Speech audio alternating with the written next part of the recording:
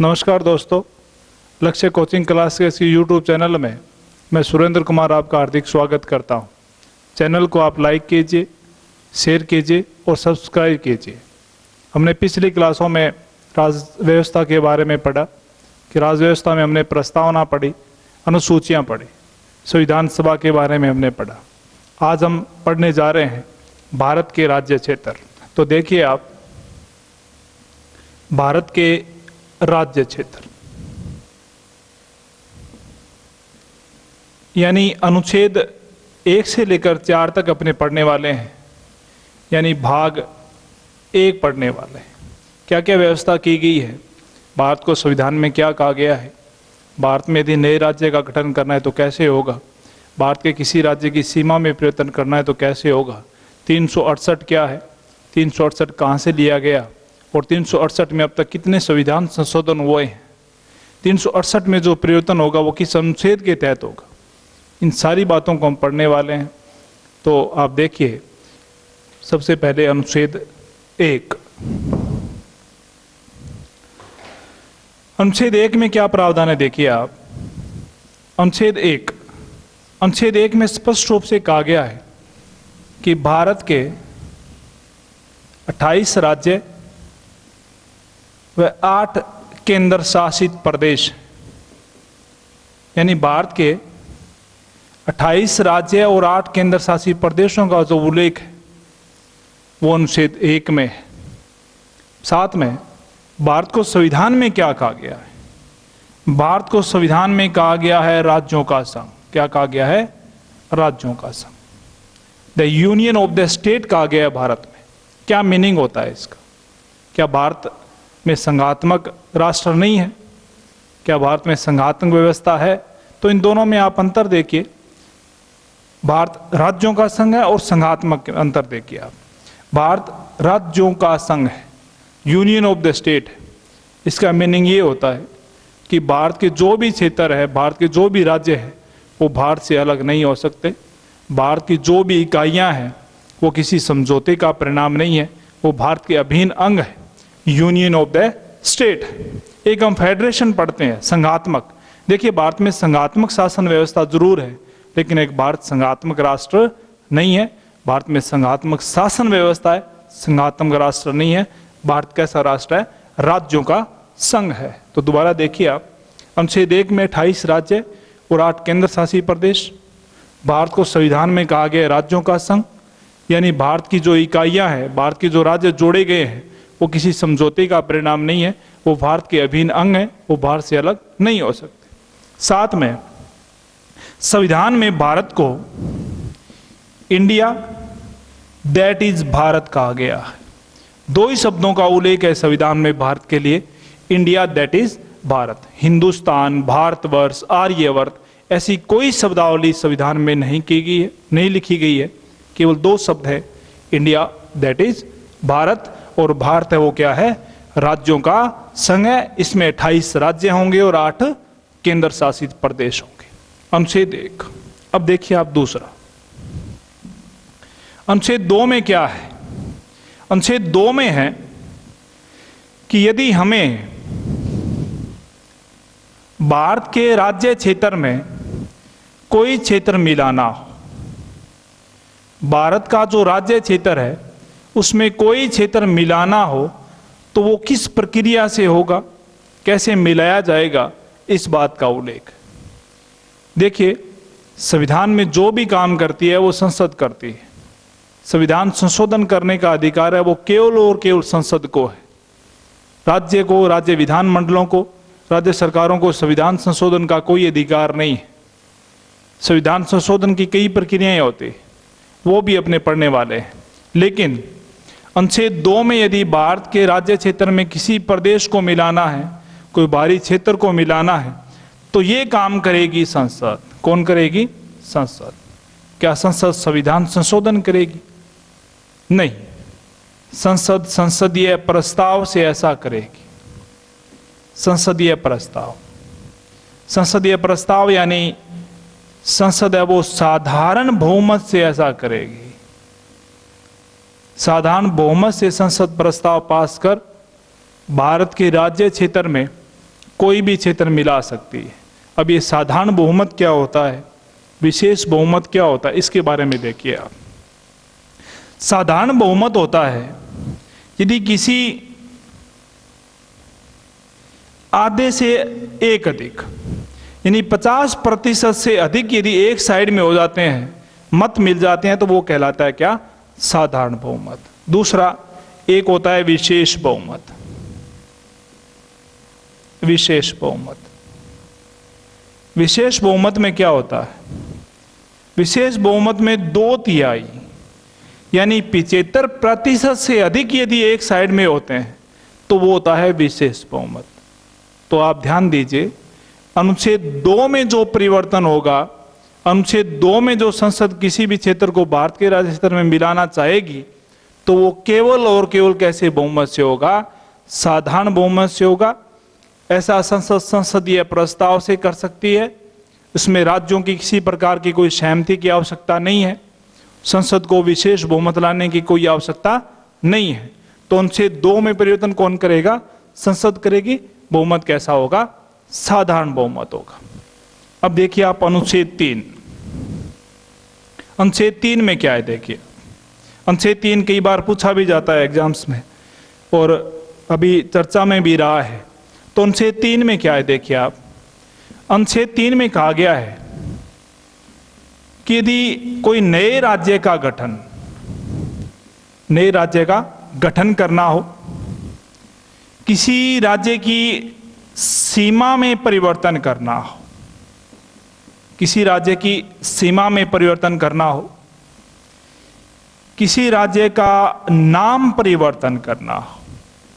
दोबारा देखिए आप, अनुच्छेद 3 में यदि किसी नए राज्य का गठन करना हो, किन्हीं राज्यों को मिलाकर किसी और राज्य का गठन करना हो, किसी राज्य की सीमा में परिवर्तन करना हो, उसका क्षेत्रफल बढ़ाना हो, उसका क्षेत्रफल कम करना हो, यदि किसी भी राज्य का नाम परिवर्तन करना हो, ऐसी प्रक्रिया किस के तहत होगी, ये सारी बातों का उल्लेख है वो किस अनुच्छेद में है, अनुच्छेद 3 में है। तो अनुच्छेद 2 में भारत के राज्य क्षेत्र में कोई क्षेत्र मिलाना हो, उस प्रक्रिया का उल्लेख। अनुच्छेद 3 में नए राज्य का गठन, ये कई बार पूछा गया है और पूछा भी जा सकता है। सीमा में परिवर्तन करना हो, बढ़ाना घटाना हो, यदि किसी राज्य का नाम परिवर्तन करना हो, ये सारा का सारा काम किस अनुच्छेद के तहत होगा, अनुच्छेद 3 के तहत होगा। बात आती है कि ये काम करेगा कौन, ये काम करेगा कौन, ये काम करेगी संसद। कौन काम करेगी, संसद करेगी। लेकिन मित्रों यहां खास बात है, संसद ये काम करेगी जरूर, लेकिन ये किसकी सहायता से या किसकी अनुमति के बाद या किसकी सहमति के बाद, ये राज्य सरकार की सहमति के बाद करेगी। किसकी सहमति के बाद, राज्य सरकार की सहमति इसमें आवश्यक होती है। यदि किन्हीं 2-3 राज्यों के क्षेत्र को मिलाकर एक नए राज्य का गठन करना है, या किसी राज्य की सीमा में परिवर्तन करना है, या किसी राज्य का नाम परिवर्तन करना है, तो करने का अधिकार संसद को है, लेकिन उसमें सहमति किसको चाहिए, किसकी चाहिए, उस संबंधित राज्य सरकार की उसमें क्या चाहिए, सहमति चाहिए। अब ये संसद परिवर्तन करेगी तो कैसे करेगी, ये सारा का सारा काम संसदीय प्रस्ताव, संसद में संसदीय प्रस्ताव लाया जाएगा और जो बहुमत होगा वो साधारण बहुमत होगा। क्या होगा, साधारण बहुमत होगा। साधारण बहुमत हमने पढ़ा, यदि 50% से अधिक का समर्थन प्राप्त है तो ये साधारण बहुमत होता है। तो साधारण बहुमत संसद लाएगी, किसकी सहमति से, राज्यों की सहमति से। इसमें नाम परिवर्तन किया जा सकता है, नए राज्य का गठन कर सकती है और उसकी सीमा में परिवर्तन किया जा सकता है। दोबारा देखिए आप, अनुच्छेद 2 और 3 में जो भी परिवर्तन होगा वो कैसे होगा, साधारण बहुमत से होगा, संसदीय प्रस्ताव से। ये प्रस्ताव कौन लाएगा, संसद लाएगी। लेकिन अनुच्छेद 3 में किसकी अनुमति की आवश्यकता होती है, राज्य सरकारों की सहमति की आवश्यकता होती है। आगे देखिए आप, अनुच्छेद 4, अनुच्छेद 4 में क्या कहा गया है, अनुच्छेद 4 में कहा गया है कि अनुच्छेद 4 में है कि भारत के राज्य क्षेत्र में यदि परिवर्तन करना, अनुच्छेद 4 में क्या कहा गया है कि भारत के राज्य क्षेत्र में यदि परिवर्तन करना है तो अनुच्छेद 2 व 3 को छोड़कर, किसको छोड़कर? अनुच्छेद 2 व 3 को छोड़कर भारत के राज्य क्षेत्र में जो भी परिवर्तन करना है वो अनुच्छेद 368 की प्रक्रिया के अधीन होगी। अनुच्छेद 368 की प्रक्रिया के तहत होंगे। दोबारा देखिए क्या बोल रहा हूं मैं। अनुच्छेद 4 में कहा गया कि भारत के राज्य क्षेत्र में जो भी परिवर्तन करना है वो अनुच्छेद 368 की प्रक्रिया के तहत होगा। किसको छोड़कर? अनुच्छेद 2 और 3, क्योंकि अनुच्छेद 2 और 3 में जो भी परिवर्तन होता है वो कैसे बहुमत से होता है? साधारण बहुमत से होता है। कैसे होता है? साधारण बहुमत। तो स्पष्ट रूप से हम समझ सकते हैं कि अनुच्छेद 4 के तहत भारत के राज्य क्षेत्र में जो भी परिवर्तन होगा वो किस प्रक्रिया के तहत होगा? 368 के तहत होगा। यानी कह सकते हैं कि अनुच्छेद 4 में यदि भारत के राज्य क्षेत्र में परिवर्तन करना है तो वो साधारण बहुमत से संसद नहीं कर सकती, वो उसमें संसद को संविधान संशोधन बिल लाना पड़ेगा और संविधान संशोधन बिल अनुच्छेद 368 के तहत लाया जाता है। अब ये 368 क्या है देखिए आप। 368 देखिए दोस्तों, सामान्य से यदि हम पूछा जाए कि संविधान संशोधन की कितनी प्रक्रियाएं होती है, सामान्य पूछा जाए कि संविधान संशोधन की कितनी प्रक्रिया होती है, तो हमारा उत्तर होगा 3। देखिए आप, संविधान संशोधन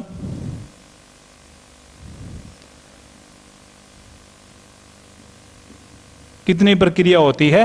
3। कैसी कैसी देखिए आप। पहला है साधारण बहुमत, दूसरा है विशेष बहुमत, तीसरा है विशेष बहुमत प्लस आधे से अधिक राज्यों की सहमति। से पूछा जाए कि संसद है वो संविधान संशोधन कितने तरीके से कर सकती है, संविधान में कि कोई संसद है वो संशोधन सामान्यतः कितने तरीके से कर सकती है, तो हमारा उत्तर कितना होगा? 3 कर सकती है। 3 तरीके से कर सकती है। पहला, संसद साधारण बहुमत से संशोधन कर सकती है। दूसरा, संसद विशेष बहुमत लाकर संशोधन कर सकती है। तीसरा, संसद विशेष बहुमत लाना पड़ेगा और उसमें आधे से अधिक राज्यों की क्या चाहिए? सहमति भी चाहिए। जैसे जीएसटी था, जीएसटी एक यही था, विशेष बहुमत प्लस आधे से अधिक राज्यों की सहमति। अब आप देखिए, साधारण बहुमत होगा वो आधे से एक अधिक, यानी 50% से यदि अधिक किसी को समर्थन मिलता है वो साधारण बहुमत होता है। विशेष बहुमत, यदि 2/3 से अधिक किसी के पास समर्थन है, सहमति है कि कोई भी प्रस्ताव 2/3 से पास हो जाता है कुल सदस्यों का, यानी उपस्थित सदस्यों का बहुमत, और जो मतदान कर रहे हैं उनका 2/3, मतदान कर रहे हैं उनका 2/3। दोबारा सुनिए, विशेष बहुमत क्या होता है? उपस्थित सदस्यों का बहुमत और जो मतदान कर रहे हैं उनका 2/3 बहुमत से यदि कोई प्रस्ताव पास होता है तो वो क्या कहलाता है? विशेष बहुमत। तीसरा, विशेष बहुमत प्लस आधे से अधिक राज्यों की सहमति, यानी विशेष बहुमत यानी उपस्थित सदस्यों का बहुमत और जो मतदान कर रहे हैं उनका क्या? 2/3 संसद पास करेगी। उसके बाद यदि संसद आधे से अधिक राज्यों की सहमति प्राप्त कर लेती है तो वो क्या कहलाता है? विशेष बहुमत प्लस आधे से अधिक राज्यों की सहमति।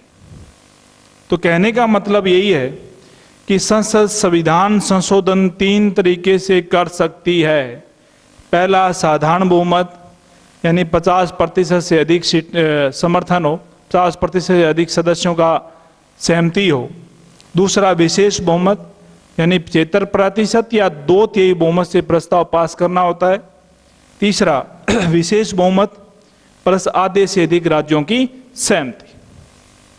तो सामान्यतः हमारा उत्तर होगा कि संसद संविधान संशोधन 3 तरीके से कर सकती है।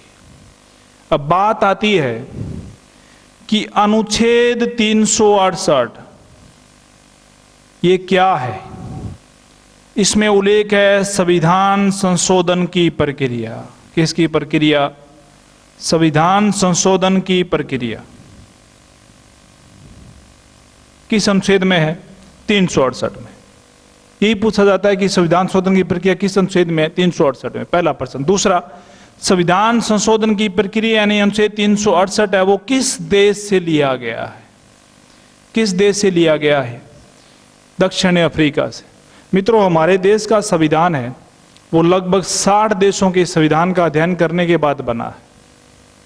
60 देशों का संविधान का अध्ययन किया गया, उसके बाद हमारा संविधान बना। उन्हीं में से 60 देशों में से एक देश है दक्षिण अफ्रीका। वहां से कौन सी प्रक्रिया ली गई है? संविधान संशोधन की प्रक्रिया। और भारत के अनुच्छेद, संविधान के अनुच्छेद 368 में किस बात का उल्लेख है? संविधान संशोधन की प्रक्रिया। यदि आपसे सामान्यतः पूछा जाए कि संविधान संशोधन की कितनी प्रक्रिया होती है, तो आपका उत्तर होगा 3। साधारण बहुमत, विशेष बहुमत और तीसरा विशेष प्लस आधे से अधिक राज्यों की सहमति। लेकिन याद को स्पेशल अनुच्छेद देकर पूछा जाए कि अनुच्छेद 368 में संविधान संशोधन की कितनी प्रक्रिया है, तब आपका उत्तर 3 नहीं होगा, तब आपका उत्तर होगा 2। 2 कौन कौन से? विशेष बहुमत और विशेष बहुमत प्लस आधे से अधिक राज्यों की सहमति। तो दोबारा आते हैं अपने टॉपिक पर। तो अनुच्छेद 4 में क्या कहा गया है कि भारत के राज्य क्षेत्र में जो भी परिवर्तन करना है वो अनुच्छेद 2 और 3 को छोड़कर किस प्रक्रिया के तहत होगा? 368 के तहत होगा। यानी भारत के राज्य क्षेत्र अनुच्छेद 4 के अनुसार करना है तो परिवर्तन विशेष बहुमत प्लस विशेष बहुमत या आधे से अधिक राज्यों की सहमति आवश्यक है। इस प्रक्रिया से परिवर्तन हो सकता है। देखिए मित्रों, भारत के राज्य क्षेत्र में अधिकतर जो प्रश्न पूछा जाता है वो पूछा जाता है कि भारत को संविधान में क्या कहा गया है। तो ध्यान दीजिए आप, भारत को संविधान में राज्यों का संघ कहा गया है, यूनियन ऑफ द स्टेट कहा गया है। भारत एक फेडरेशन राष्ट्र नहीं है, फेडरलिज्म नहीं है। भारत में संघात्मक शासन व्यवस्था जरूर है। दूसरा, अभी नए राज्यों के गठन की मांग उठ रही थी, तो नए राज्य का गठन संसद कर सकती है, लेकिन संसद करेगी तो वो किस अनुच्छेद के हिसाब से करेगी? अनुच्छेद 3 के हिसाब से करेगी। हमने ये भी पढ़ा था कि साधारण बहुमत क्या होता है। साधारण बहुमत से किस किस अनुच्छेद में परिवर्तन होगा? अनुच्छेद 2 और 3 में होगा। अनुच्छेद 368 में किस बात का उल्लेख है? अनुच्छेद 368 है वो कहाँ से लिया गया है? अनुच्छेद 368 में कितनी प्रक्रियाओं का उल्लेख है? ये भी हमने पढ़ा। तो ये था हमारा भारत के राज्य क्षेत्र जिसे अधिकतर प्रश्न पूछा जाता है। एक बार पुनः आपसे रिक्वेस्ट है कि आप लक्ष्य कोचिंग क्लासेस के YouTube चैनल को सब्सक्राइब कीजिए, शेयर कीजिए, लाइक कीजिए, और कोई यदि आपका क्वेश्चंस है तो आप कमेंट्स में ज़रूर करिए। धन्यवाद।